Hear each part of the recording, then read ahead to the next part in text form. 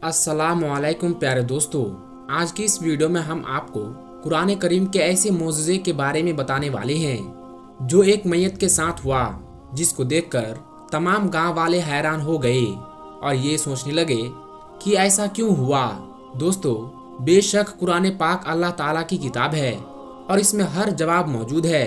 अगर आप भी यही मानते हैं तो इस वीडियो को एक लाइक ज़रूर करें और कमेंट में अल्लाहु अकबर ज़रूर लिखें। प्यारे दोस्तों, एक मर्तबा किसी गांव में एक मुसलमान का इंतकाल हो गया और जब किसी मुसलमान का इंतकाल हो जाए और हालात ऐसी बन जाए कि उसके घर में कोई मौजूद ना हो और उसके रिश्तेदारों का मालूम ना हो, तो गांव वाले और उसके इर्द गिर्द के लोग ये जिम्मेदारी उठाते हैं कि इस दुनिया को छोड़कर जाने वाले को हम गुस्ल देंगे और इसका दफनाने का इंतजाम किया जाएगा। और इसी तरह जब एक मुसलमान का इंतकाल हुआ तो उसके घर में कोई मौजूद नहीं था जो ये सारे काम अंजाम देता।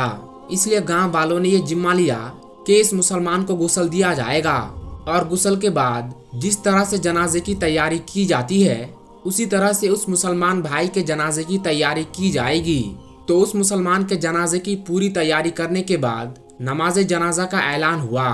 फिर मोहल्ले वाले और गांव वाले मैयत को लेकर कब्रिस्तान पहुंच गए। कब्रिस्तान पहुंचकर इस शख्स की नमाज जनाजा अदा की गई।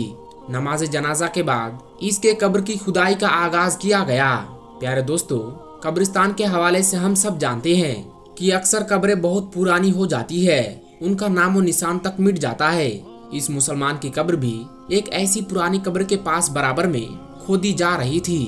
प्यारे दोस्तों, जब कब्र की खुदाई की जा रही थी तो बराबर वाली कब्र कमजोर होने की वजह से नीचे बैठ जाती है, जिसकी वजह से कब्र के मुर्दे के पांव नजर आने लगे। और जो लोग नई कब्र की खुदाई कर रहे थे तो उन्होंने जब पुरानी कब्र में देखा तो वो लोग बहुत खुश हो गए और मुस्कुराने लगे।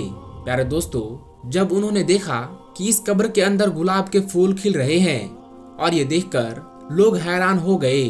आज से पहले बहुत अच्छी कब्र देखी है जिस पर फूल और दरख्त नजर आते हैं और दरख्तों के साए में भी बहुत सी कब्रें देखी है, लेकिन कब्र के अंदर कभी फूल लगे हुए नहीं देखा। इस मंजर को देखने के बाद लोग ये फैसला करते हैं कि आधी कब्र तो खुल चुकी है, तो क्यों ना इसकी अच्छी तरह से तामीर की जाए। प्यारे दोस्तों, उन लोगों ने कब्र पर अच्छी तरह से गौर किया और करीब से देखा तो उन्हें पता चला कि कब्र से बहुत अच्छी खुशबू आ रही थी। खुशबू इतनी अच्छी थी कि हर कोई मदहोश हो रहा था। गांव वाले देखते हैं कि कब्र तो बहुत पुरानी है, इसके बावजूद इस मुर्दे के जिस्म सही सलामत है और इसके कफन की चादर जरा बराबर भी मैली नहीं हुई है। ये मंजर देखकर सब लोग हैरान रह जाते हैं और सबके दिल में ये ख्वाहिश हो जाती है कि हम इस शख्स के बारे में और जानकारी हासिल करेंगे। आखिर ये कौन आदमी है, जिंदगी में इसने ऐसे कौन से अमल किए हैं जिसका इसको ऐसा सिला मिल रहा है, इसे इतने सालों के बाद भी ऐसा सिला मिल रहा है। ये कौन सा अमल करता था, कौन सा ऐसा काम करता था। चुनांचे सभी ने ये फैसला किया कि इस शख्स की तलाश जरूर की जाएगी। प्यारे दोस्तों, इसकी कब्र को मिट्टी डालकर बंद कर दिया गया और जो जनाजा साथ लाए थे उसे भी दफन कर दिया जाता है। फिर उसके बाद लोग आसपास के गांव में फैल जाते हैं और इस कब्र के मुर्दे के घर वालों की तलाश शुरू कर देते हैं। आखिरकार कई रोज की सख्त मेहनत के बाद और बुजुर्गों के मशवरे के बाद पता चला कि ये शख्स कौन था। फिर कुछ लोग इकट्ठा होकर उसके घर पहुंच जाते हैं जहां वो शख्स रहा करता था। बज़ाहिर वो घर देखने में बहुत पुराना लग रहा था। देखने में ऐसा लग रहा था कि यहाँ कोई नहीं रहता। लोग उस दरवाजे को खटखटाते हैं, फिर अंदर से बहुत कमजोर सी आवाज आती है कि अंदर आ जाओ। गांव वाले घर के अंदर दाखिल होते हैं। प्यारे दोस्तों, जब वो लोग घर के अंदर जाते हैं तो देखते हैं कि घर के अंदर बहुत कमजोर औरत है जिसकी उम्र बहुत ज्यादा हो चुकी है और उसका जिस्म बहुत कमजोर हो चुका है। चुनांचे वो लोग उसके पास बैठ जाते हैं और उनसे सवाल करते हैं कि कब्रिस्तान में एक जगह पर एक कब्र बताया गया है, उस कब्र में मुर्दे का ताल्लुक आपके घर से है, तो आप हमें बताए वो कब्र किसकी है और हमें ये भी बताए हमने कब्र में बहुत अजीब मंजर देखा है जिस कब्र के अंदर से खुशबू आ रही है कब्र के अंदर फूल खिल रहे हैं। कब्र में मुर्दों का कफन सही सलामत था, उसका कफन तक मैला नहीं हुआ था।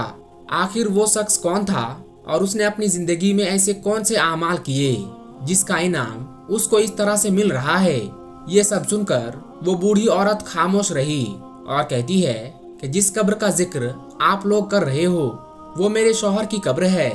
जवानी में तो उनका इंतकाल हो गया था और वो मुझे छोड़कर चले गए थे। लोगों ने सवाल किया कि आपके शौहर ऐसा कौन सा अमल करते थे जिससे आज भी उनका जिस्म सही सलामत है और कब्र से खुशबू आ रही है। तो वो औरत कहती है, मुझे तो ज्यादा याद नहीं है क्योंकि मेरी याददाश्त कमजोर हो चुकी है, लेकिन हाँ एक ऐसा अमल जरूर था जो मुझे आज भी याद है। मेरे शौहर एक अमल को रोजाना दोहराया करते थे और वो अमल ये है कि वो जब भी फजर की नमाज पढ़ने मस्जिद जाया करते थे तो वो देखते थे कि लोग नमाज पढ़ने के बाद कुरान पाक की तिलावत करते हैं और कुरान की तिलावत करने के लिए मस्जिद में ही बैठ जाया करते हैं और वहां बैठकर कुरान पाक पढ़ते हैं। लेकिन मेरे शौहर को कुरान पढ़ना नहीं आता था। वो इस बात पर बहुत गमगीन होते थे और रोने की हालत में रहकर घर आ जाया करते थे और आकर कहते कि मैं कितना बड़ा बदनसीब हूँ कि मुझे कुरान पढ़ना नहीं आता, और घर में रखे हुए कुरान पाक को अदब से चूमकर सीने से लगा लेते थे। उनकी आंखों से आंसू जारी हो जाते थे। कुरान को खोलकर उनके सामने जो भी आयतें आती वो उस पर अपना हाथ फेरते और कहते कि ऐ अल्लाह, तूने इस किताब में जो कहा है वो हक है और तू सबसे बड़ा सच्चा है और तेरी किताब सच्ची है। और वो काफी देर तक मुख्तलिफ अल्फाज पर हाथ फेर फेर कर ये दोहराया करते थे और उनके आंसू लगातार बहते थे। उसके बाद वो कुरान पाक को चूमकर उसे सीने से लगा लेते और फिर उसे अपनी जगह पर रख दिया करते थे। ये काम मेरे शौहर रोजाना किया करते थे और मुझे लगता है कि ये वही अमल है जिसकी वजह से उन्हें ये इनाम मिल रहा है। तो दोस्तों, आपने देखा कि कुरान पाक से सिर्फ मोहब्बत करने का क्या इनाम मिलता है। तो जरा सोचिए, जो कुरान पाक को रोज पढ़ते हैं और मोहब्बत करते हैं उनका आलम क्या होगा। दोस्तों, कुरान पाक से मोहब्बत करने वाले इस वीडियो को दूसरों तक जरूर शेयर करें। प्यारे दोस्तों, आज की इस वीडियो में बस इतना ही।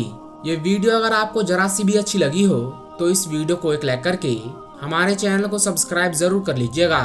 हम मिलेंगे आपको अगली वीडियो में, तब तक के लिए अस्सलाम वालेकुम, अल्लाह हाफिज।